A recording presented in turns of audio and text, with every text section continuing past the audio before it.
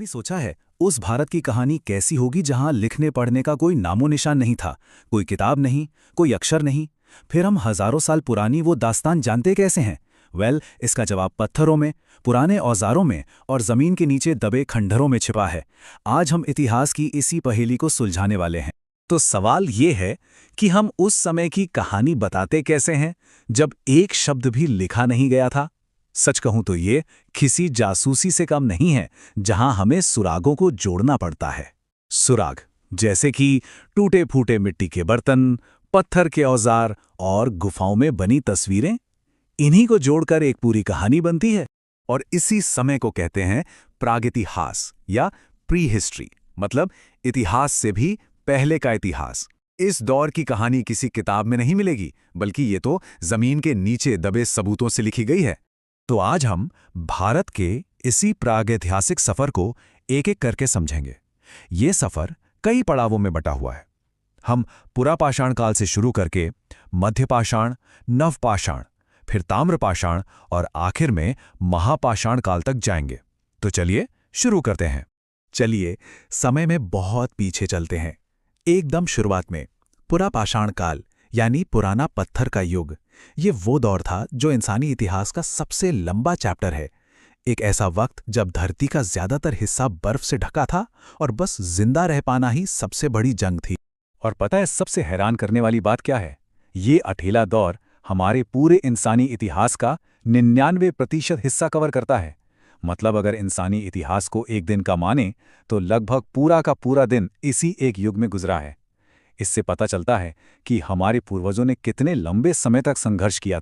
इतने लंबे दौर को समझने के लिए इसे 3 हिस्सों में बांटा गया है। पहला, निम्न पुरापाषाण काल, जब आइस एज अपने चरम पर था और औजार बड़े भारी भरकम होते थे।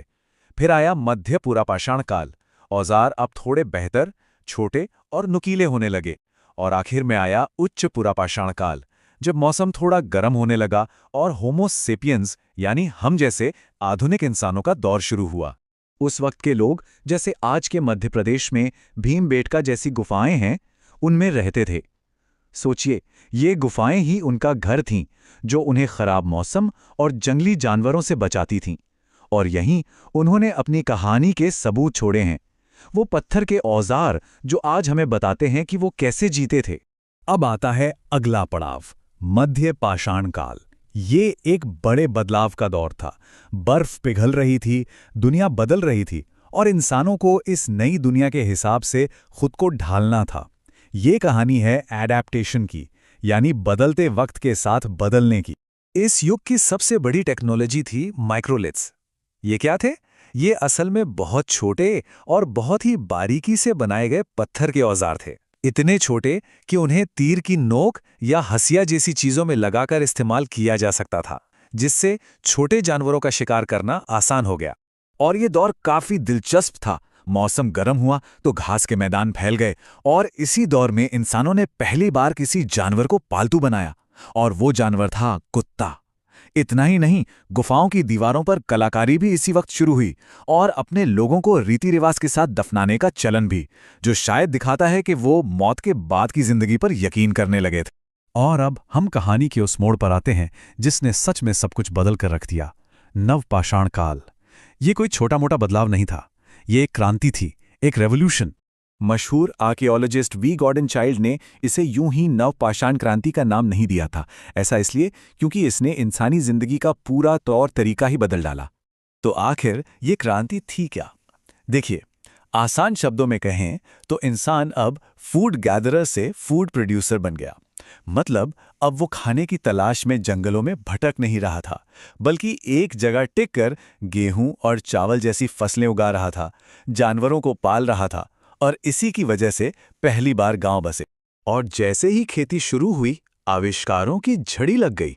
फसल काटने के लिए ज्यादा धारदार पॉलिश किए हुए औजार बने, अनाज को जमा करने के लिए मिट्टी के बर्तन बनाए गए और एक जगह टिक कर रहने के लिए पहले पक्के गांव का निर्माण हुआ। बस यहीं से एक व्यवस्थित समाज की नींव पड़ी। पत्थर का युग अब धीरे धीरे खत्म हो रहा था, क्योंकि इंसान ने एक नई जादुई चीज खोज ली थी, धातु। ये प्रागैतिहास के आखिरी दौर की कहानी है जो तांबे के औजारों से शुरू होकर लोहे की बड़ी बड़ी कब्रों तक पहुंचती है। इस दौर को कहते हैं ताम्रपाषाण युग, यानी तांबा और पत्थर का मिला-जुला युग। ये एक ट्रांजिशन का समय था जब लोग पत्थर के औजारों का इस्तेमाल तो कर ही रहे थे, लेकिन साथ-साथ तांबे के औजार भी बनाने लगे थे। ये एक तरह से आने वाली बड़ी-बड़ी सभ्यताओं के लिए जमीन तैयार कर रहा था। इस दौर में जिंदगी कैसी थी? खैर, लोग गांव में रहते थे, लेकिन यहीं पर समाज में ऊंच नीच के पहले निशान भी दिखने लगते हैं। कारीगर अब कपास से कपड़ा बुनने लगे थे, काले और लाल रंग के खास मिट्टी के बर्तन बनाते थे। और एक अजीब रिवाज था, वो अपने मरे हुए लोगों को घर के फर्श के नीचे ही दफना देते थे। और ये दौर अपने अंत पर पहुंचता है महापाषाण काल के साथ। इस समय कब्रों के ऊपर बड़े बड़े विशाल पत्थर रखे जाते थे, और यही वो समय था जब भारत में लौह युग यानी आयरन एज की सुबह हो रही थी, जिससे और भी मजबूत हथियार और औजार बनना मुमकिन हुआ। तो इस पूरी खोई हुई दुनिया की विरासत क्या है? इसकी विरासत है हमारा आज का इतिहास। जो कुछ भी बाद में बना, बड़े बड़े शहर, साम्राज्य, हमारी आज की दुनिया, उन सब की जड़ें, उन सब की नींव इसी प्रागैतिहासिक काल में है। इस पूरे सफर को हम सभ्यता की एक सीढ़ी की तरह देख सकते हैं। पहली सीढ़ी थी सर्वाइवल, पत्थर के औजारों से बस जिंदा रहना। दूसरी सीढ़ी थी अडैप्टेशन, बदलते माहौल के साथ खुद को ढालना। और तीसरी और सबसे अहम सीढ़ी थी क्रांति, खेती और गांव, जिसने सब कुछ हमेशा के लिए बदल दिया। और ये सब हमें एक बहुत बड़े सवाल पर लाकर खड़ा कर देता है। इतनी मजबूत प्रागैतिहासिक नींव पर आखिर कौन सी महान सभ्यता खड़ी हुई? इसका जवाब है हड़प्पा सभ्यता। लेकिन ये कहानी फिर